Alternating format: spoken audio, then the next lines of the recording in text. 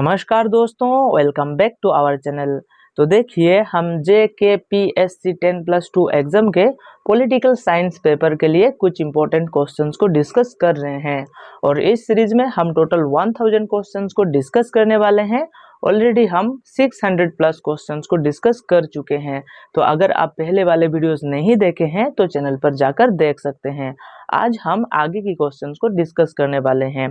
पर वीडियो शुरू करने से पहले एक इम्पोर्टेंट इन्फॉर्मेशन, अगर आप अपने प्रिपरेशन को और भी ज़्यादा मजबूत करना चाहते हैं और अपने कंसेप्चुअल क्लैरिटी लाना चाहते हैं तो आप हमारे JKPSC 10+2 लेक्चरशिप कोर्स को बाय कर सकते हैं। इससे आपके प्रिपरेशन बहुत अच्छा हो जाएगा। कोर्सेज के लिए आप हमारे ऐप और वेबसाइट पढ़ो तो इससे विजिट कर सकते हैं। और अगर आप अभी ये कोर्स को बाय करते हैं और अर्ली 25 कूपन कोड को यूज करते हैं तो आपको 25% ऑफ मिलेगा। ऐप पर टेस्ट सीरीज भी अवेलेबल है, अगर आप चाहें तो टेस्ट सीरीज भी बाय कर सकते हैं।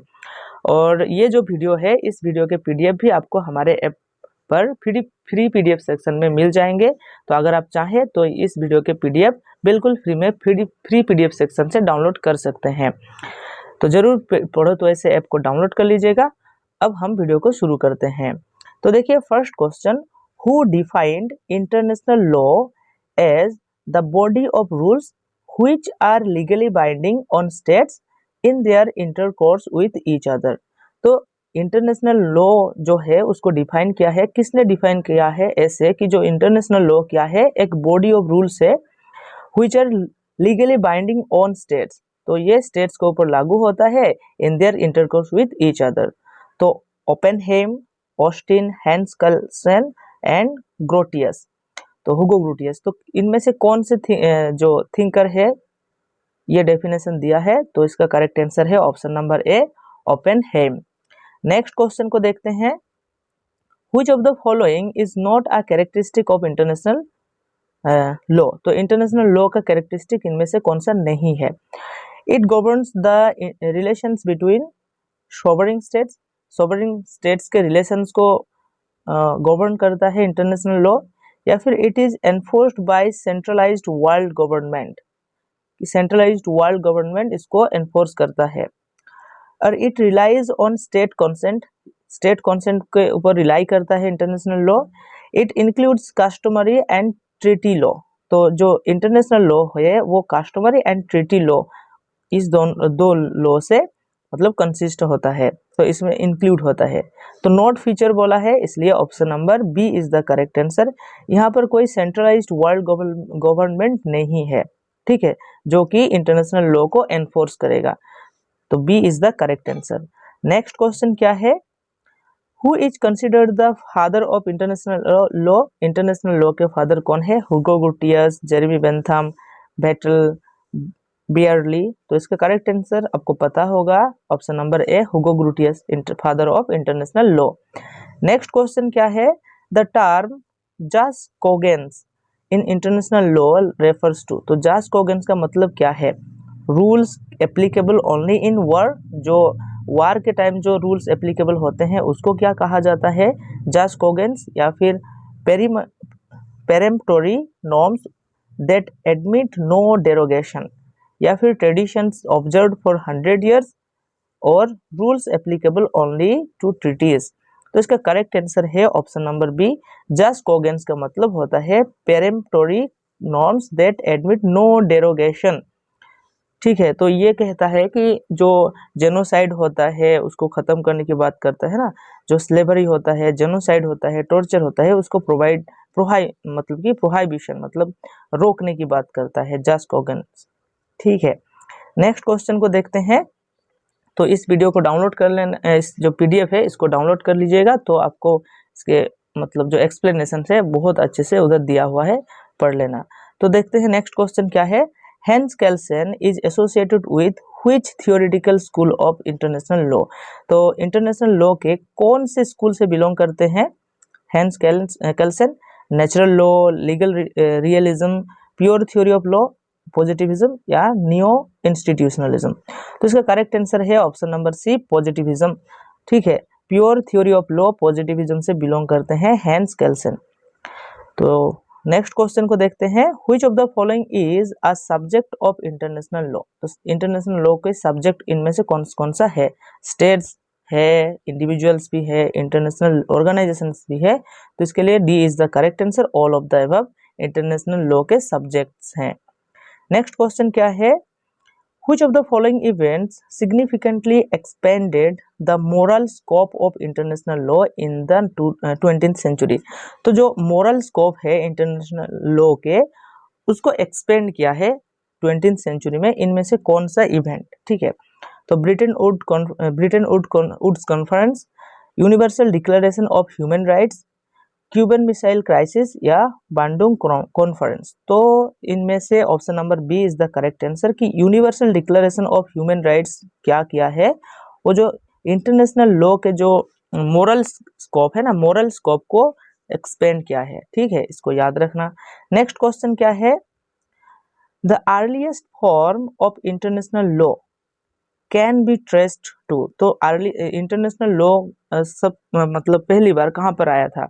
यूनाइटेड नेशंस चार्टर में, या फिर रोम लॉ में, जो रोमन लॉ होता है, पीस ऑफ वेस्टफेलिया, या फिर French revolution.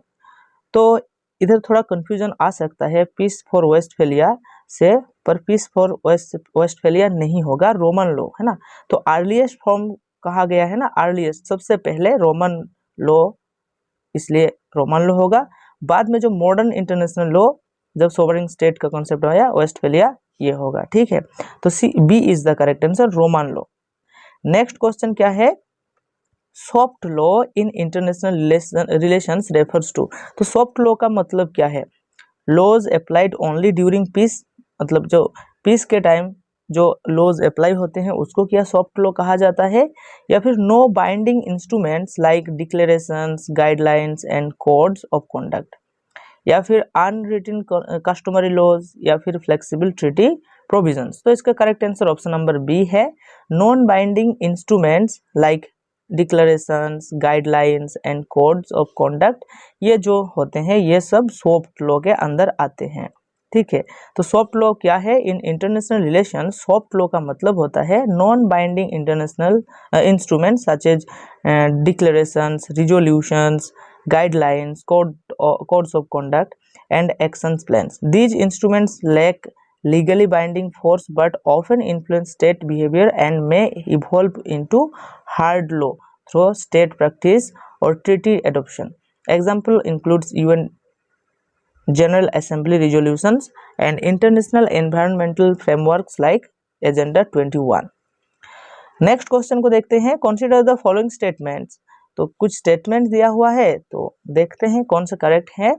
International law is static and unchanging. ऐसा क्या होता है जो इंटरनेशनल लॉ स्टैटिक होता है कि एक बार इंटरनेशनल लॉ बना दिया गया और उसको चेंज ही नहीं किया जाएगा? अनचेंजिंग ऐसा नहीं होगा ना, ये डायनामिक कॉन्सेप्ट है, तो ये नहीं होगा। International law today includes environmental and cyber issue. हाँ, अब जब डेवलप होता है सोसाइटी का तो नया नया प्रॉब्लम आता है, जैसे अभी साइबर इशू एक प्रॉब्लम है, एनवायरमेंटल कुछ प्रॉब्लम आता है ना, तो ये भी इंक्लूडेड होता है ना। तो इसलिए टू करेक्ट होगा, इंटरनेशनल लॉ पर अभी ये इंक्लूडेड होता है। Recognition by other states is a legal requirement for statehood. तो recognition by other states is a legal requirement for statehood, ये नहीं होगा इंटरनेशनल लॉ में। The ICJ is the principal judicial organ of the UN। ठीक है, हाँ ये तो करेक्ट आंसर है, जो ऑप्शन नंबर 4 है। इंटरनेशनल कोर्ट ऑफ जस्टिस जो है वो प्रिंसिपल जुडिशियल ऑर्गन होता है यूनाइटेड नेशंस का, तो इसलिए option number B is the correct answer, 2 and 4 is the correct answer. ठीक है, टॉप कोर्ट होता है ICJ। नेक्स्ट क्वेश्चन क्या है, Which school of thought emphasizes that international law is valid only if it is derived from the consent of states। मतलब कि कौन से स्कूल जो है ऐसा मानते हैं कि जो इंटरनेशनल लॉ होता है वो तभी वैलिड होगा अगर इसको डिराइव किया जाएगा from the consent of states, बहुत सारे स्टेट्स के कंसेंट से। तो natural law school, positivist school, sociological school या हिस्टोरिकल स्कूल। तो इसका करेक्ट आंसर है option number B, positivist school ऐसा मानते हैं। कि इंटरनेशनल लॉ तभी वैलिड होगा जब बहुत सारे स्टेट्स कंसेंट देंगे, ठीक है। तो पॉजिटिविस्ट स्कूल होगा आंसर। नेक्स्ट क्वेश्चन क्या है, the United Nations charter is a source of international law under which category. तो कौन से category, customary law, general principles, treaty law या सॉफ्ट लॉ। तो इसका करेक्ट आंसर है option number C, treaty law के अंदर आता है। नेक्स्ट क्वेश्चन क्या है, customary international law consist of. तो जो कस्टमरी इंटरनेशनल लॉ होते हैं तो वो कौन कौन से मतलब की चीज से बना हुआ होता है, ट्रीटीज ऑफ, मतलब कौन कौन एलिमेंट्स होता है, treaties and protocols, non binding resolutions, state practice and opinion juris या legal obligations imposed by NGOs. तो इसका करेक्ट आंसर है option number C, state practice and opinion juris जो है वो कस्टमरी लॉ, इंटरनेशनल लॉ, इन दोनों एलिमेंट से बना हुआ होता है। तो customary law, international law consist of two essential elements, state practice and opinion juris, ठीक है। नेक्स्ट क्वेश्चन को देखते हैं, ये मैच द फॉलोइंग क्वेश्चन है, एक साइड थिंकर्स दिया हुआ है, एक साइड उनके ओपिनियंस और व्यू दिया हुआ है ना। तो John Austin, Hugo Grotius, Hans Kelsen and Lassa Oppenheim. तो John international law and moral basis of international law, sorry natural law and moral basis of international law, ये जो व्यू है ये किसकी है, ये हुगो ग्रुटियस की है ना। हुगो ग्रुटियस ऐसा बात कहते हैं कि natural law and moral basis of international law, international law is not real, positivist morality. तो ये जो स्टेटमेंट है international law is not real, ये किससे जुड़ा हुआ है, ऑस्टिन से जुड़ा हुआ है, ठीक है। Law governing conduct of sovereign states, law governing conduct of sovereign states ये है ओपेनहेम्स की, and norm based legal hierarchy, norm based legal hierarchy Kelsen से जुड़ा हुआ है, ठीक है। नेक्स्ट क्वेश्चन को देखते हैं, Which of the following principles is reflected in the Lotus case to 1927 decided by the PCIJ। तो ये जो लोटस केस है उसके बारे में दिया हुआ है, state are bound by moral values.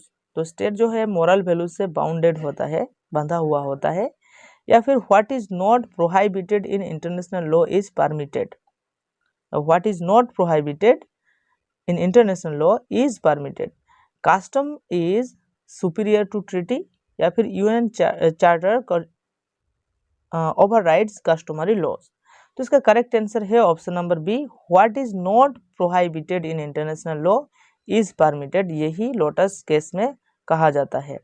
तो Lotus case established the principle that sovereign states are free to act as they wish unless there is an explicit prohibition in international law, ठीक है। नेक्स्ट क्वेश्चन क्या है, the term international law was first used by. तो international law का जो term है वो कौन पहले यूज किया है, Hugo Grotius, Immanuel Kant, Jeremy Bentham या फिर भेटेल। तो इसका करेक्ट आंसर है option number C, Jeremy Bentham. Jeremy Bentham international law first time use किया है। नेक्स्ट क्वेश्चन क्या है, the dualistic theory implies that। तो डुअलिस्टिक थ्योरी क्या implies करता है, international law and national law are automatically the same. क्या कहता है कि जो international law and national law ये सेम होता है क्या, डुअलिस्टिक थ्योरी ऐसा कहता है, ऐसा नहीं कहता है। International law must be specially incorporated into domestic law to have effect. जो इंटरनेशनल लॉ है उसको स्पेशली इनकॉर्पोरेट किया जाएगा इनटू डोमेस्टिक लॉ में टू हैव इफेक्ट, इसको इफेक्ट में लाने के लिए।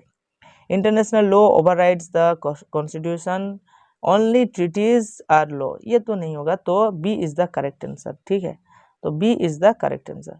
नेक्स्ट क्वेश्चन क्या है, which of the following best describes opinion juris in customary international law, a treaty signed by all UN members, ये क्या ओपिनियन जूरीज होता है, या फिर a legal opinion by ICJ, या फिर the believe by states that a practice is legally obligatory, या फिर an optional protocol to the UN charter. तो इसका correct answer option number C, the belief by states that a practice is legally obligatory. तो ये opinion जुडिस होता है।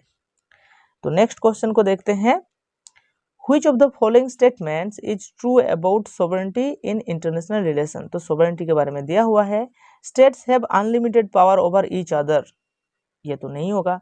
sovereignty means complete isolation from international law, ये भी नहीं होगा। sovereignty includes the capacity to enter into legal obligations under international law, C is the correct answer।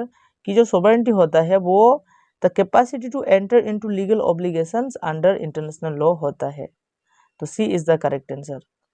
Next question क्या है, द टर्म ट्रांसनेशनल लॉ, उसका मतलब क्या है? ट्रांसनेशनल लॉ का law regulating only state to state relations, सिर्फ और state to state relations होता है, या फिर legal norms that apply across borders to both states and private actors, या फिर law created only by the UN, या फिर domestic law with international origin. तो इसका करेक्ट आंसर है ऑप्शन नंबर बी। जो ट्रांसनेशनल लॉ क्या कहता है कि legal law norms that apply across borders both the states and private actors. ठीक है, नेक्स्ट क्वेश्चन क्या है, the international law persistent ऑब्जेक्टर refers to. तो इंटरनेशनल लॉ में परसिस्टेंट ऑब्जेक्टर का मतलब क्या है? State that violates UN resolutions, या फिर a veto wielding member of the security council, या फिर a state that constantly rejects a customary norm and is not bound by it, या फिर by a party that delays treaty ratification. तो इसका जो correct answer है वो है ऑप्शन नंबर सी। जो परसिस्टेंट ऑब्जेक्टर है वो क्या कहता है? A state that consistently rejects a customary norms and is not bound by it. Next question क्या है, erga omnes obligations in international law refer to. तो एर्गा ओमनीज का मतलब क्या है? Obligations only owed to colonial states, या फिर duties owed by states to the international community as a whole, या फिर रेसिप्रोकल ट्रेड एग्रीमेंट्स, या फिर राइट्स अंडर डिप्लोमेटिक इम्यूनिटी। तो इसका करेक्ट आंसर है option number B, duties owed by states to the international community as a whole, इसको और एर्गा ओमनीज कहा जाता है। तो इन इंटरनेशनल लॉ क्या होता है कि एर्गा ओमनीज ऑब्लिगेशंस का मतलब होता है duties that states owe to the international community as a whole rather than to specific states. ठीक है, पूरा होल को मतलब कि वो करता है ना। नेक्स्ट क्वेश्चन क्या है, which article of the UN charter recognise the ICJ as the principal judicial organ of the United Nations. तो कौन से आर्टिकल में ये कहा गया है कि जो आईसीजे है वो है principal judicial organ of the United Nations? Article 1, article 25, article 92 and article 51। तो इसका करेक्ट आंसर है option number C, article 92। Next question क्या है, consider the following statements, international law only regulates war and peace. International law क्या सिर्फ और सिर्फ वार and piece की ही बात करता है? ऐसा तो नहीं है। Individuals can be held accountable under international law, ये बिल्कुल सही है। जो individuals can be held accountable under international law होता है। And jus cogens norms override even treaty obligations, हाँ ये भी सही है। जो जस्ट कॉगेंस नॉर्म्स है, थोड़ी देर पहले पढ़ा ना, जो वायोलेशंस को जेनोसाइड को मतलब कि प्रोहाइबिट करने की बात करता है ना, स्लेवरी को प्रोहाइबिट करने की बात करता है, वो ट्रीटी ऑब्लिगेशंस को भी है ना ओवरराइड करता है। ट्रीटी ऑब्लिगेशन होने के बावजूद भी ये नहीं करना होगा। ठीक है, तो C3 भी करेक्ट है। And treaties must always be in written form to be valid, नहीं हर वक्त ट्रीटीज जो होते हैं वो रिटन नहीं भी हो सकता है। तो 2 and 3 is the correct answer, option number A is the correct answer. Which of the following is an example of soft law in international legal practices? तो soft law का कॉन्सेप्ट क्या है, एग्जाम्पल क्या है? UN charter, Geneva conventions, universal declaration of human rights या फिर Rome statute. तो इसका करेक्ट आंसर है option number C, universal declaration of human rights. तो इसके साथ ही क्वेश्चंस खत्म होते हैं, तो आगे के क्वेश्चंस को नेक्स्ट वीडियोस में डिस्कस करेंगे। तो अगर वीडियो अच्छा लगा तो एक लाइक एंड कमेंट कर दीजिएगा और चैनल को सब्सक्राइब कर दीजिएगा फॉर मोर वीडियोस। एंड जो पीडीएफ है इस वीडियो के, इस पीडीएफ को जरूर डाउनलोड कर लीजिएगा। बहुत अच्छी तरह से एक्सप्लेन किया हुआ है एक्सप्लेन सेक्शन में। तो आप हमारे ऐप पढ़ो तो इसे डाउनलोड कर लीजिएगा, उधर फ्री पीडीएफ सेक्शन में बिल्कुल फ्री में ये जो पीडीएफ है आपको मिल जाएंगे।